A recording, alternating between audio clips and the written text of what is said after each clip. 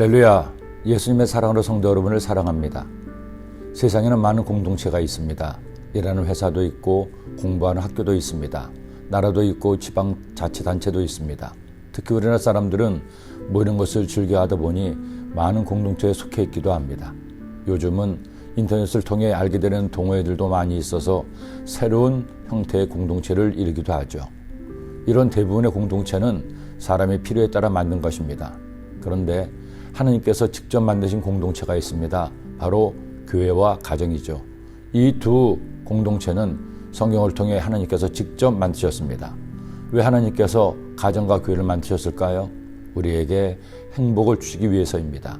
이 땅에 살아갈 동안에 가정을 이루어 가족들이 서로 사랑하며 행복하게 살기를 원해서 가동 공동체를 만들었습니다. 그리고 죽었던 영혼이 구원받아 영원한 천국의 행복을 누리도록 교회를 세우셨습니다. 그런데 이 두 공동체가 하나님이 만드신 목적대로 행복 공동체가 되기 위해서는 반드시 필요한 것이 있습니다. 바로 사랑이죠. 사랑이 있는 가정, 사랑에 넘치는 교회가 행복할 수 있다는 것입니다. 그렇지 않고 고대강실 넓은 집에 살고 아무리 멋들어진 성전이 있다 해도 사랑이 없는 가정, 교회는 결코 행복할 수 없고 오히려 고통과 문제만 가중시키게 됩니다. 하나님께서 이스라엘 백성들에게 주신 십계명의 7번째 계명은 간음하지 말라입니다. 왜 하나님께서는 사람 사이에 지켜야 될 3번째 계명으로 이 계명을 주셨을까요? 하나님께서 우리 행복을 위해 주신 가정이 하나님의 뜻대로 행복하기 위해서입니다. 가정이 행복하기 위해서는 가족 간의 신뢰와 사랑이 필요합니다. 그 사랑과 신뢰를 위해서 부부 아닌 달인과의 성적 관계를 하나님께서 금하신 것입니다.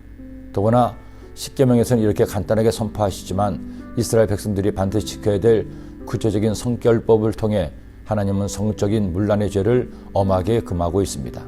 너희는 너희가 거주하던 애굽 땅의 풍속을 따르지 말며 내가 너희를 인도할 가나안 땅의 풍속과 규례도 행하지 말고 너희는 내 법도를 따르며 내 규례를 지켜 그대로 행하라.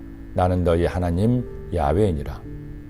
오늘날에도 성적인 문란으로 가정이 파괴되고 심지어 동성애가 사회 전면에 드러나면서 하나님의 창조의 질서를 파괴하고 있지만 3400년 전 고대 사회에도 이런 성적인 타락이 만연했습니다. 이스라엘 민족이 살았던 애굽도 그들이 들어갈 가나안 땅도 성적인 풍속도가 너무나 참담하고 지저분했습니다. 그런 그들에게 하나님은 율법의 말씀을 통해 영적인 순결뿐 아니라 육체적 순결을 지킬 것을 명령하신 겁니다. 성은 더러운 것이 아닙니다. 숨길 것도 아니죠. 하나님께서 인간에게 주신 기쁨이요 사랑을 깊게 하는 아름다운 수단입니다. 그를 통해 하나님의 명령하신 생육하고 번성하게 하는 하나님의 뜻을 이루게 하는 정당한 방법입니다.